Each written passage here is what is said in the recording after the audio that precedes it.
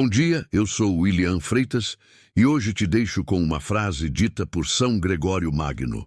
A colheita não escolhe o tempo, ela responde à semente. Segundo o livro dos Reis, capítulo 24, nos conduz a um momento inevitável da história de Judá. A consequência anunciada começa a se cumprir de forma visível. O que foi advertido por profetas, ignorado por reis e acumulado por gerações, agora se manifesta na realidade política e espiritual da nação. O capítulo começa afirmando que Nabucodonosor, rei da Babilônia, sobe contra Judá conforme o versículo 1. A ameaça que parecia distante agora está à porta. A consequência deixa de ser teoria. Joaquim se torna servo da Babilônia por 3 anos, mas depois se rebela conforme o versículo 1. A resistência não nasce da fé, nasce do orgulho tardio. O texto afirma que o Senhor enviou contra Judá bandos de caldeus, sírios, moabitas e amonitas, conforme o versículo 2. A disciplina não é acaso histórico, é cumprimento da palavra.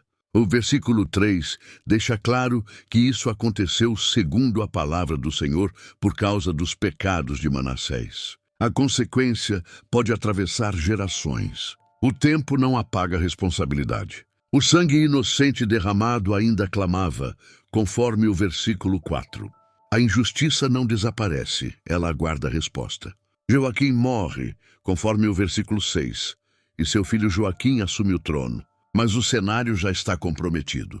Quando o ambiente está corrompido, o reinado começa enfraquecido. Joaquim reina apenas 3 meses, conforme o versículo 8, e faz o que era mal aos olhos do Senhor, conforme o versículo 9. A repetição do erro acelera o desfecho. A falta de arrependimento encurta ciclos. Nabucodonosor cerca Jerusalém, conforme o versículo 10. Agora não há negociação.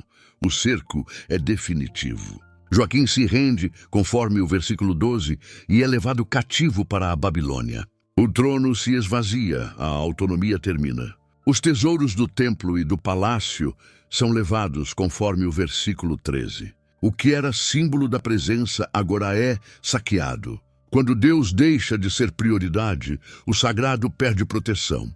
O texto afirma que todos os homens valentes, artesãos e líderes foram levados cativos, conforme o versículo 14. A força é removida, a estrutura é desmantelada.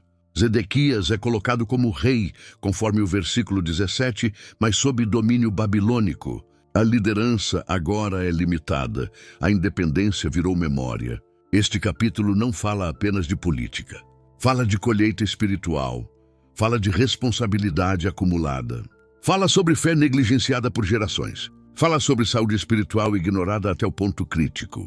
Fala sobre honestidade diante das advertências repetidas. Fala sobre livre-arbítrio, pois cada rei escolheu seu caminho. Fala sobre não tratar paciência divina como indiferença. Fala sobre interpretar sinais antes do cerco.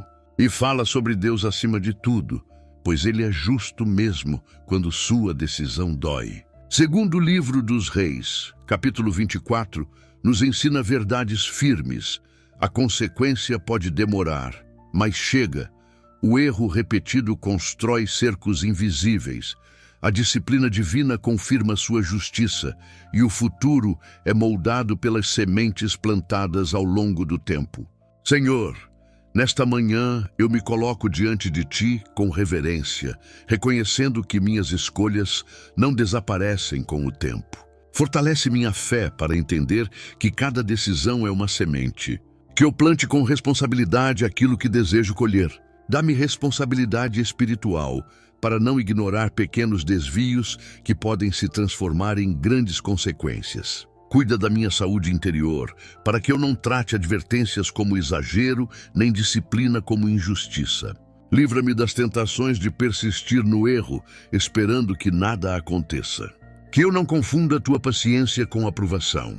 Dá-me honestidade para reconhecer áreas que precisam de correção agora, antes que se tornem cercos difíceis de romper.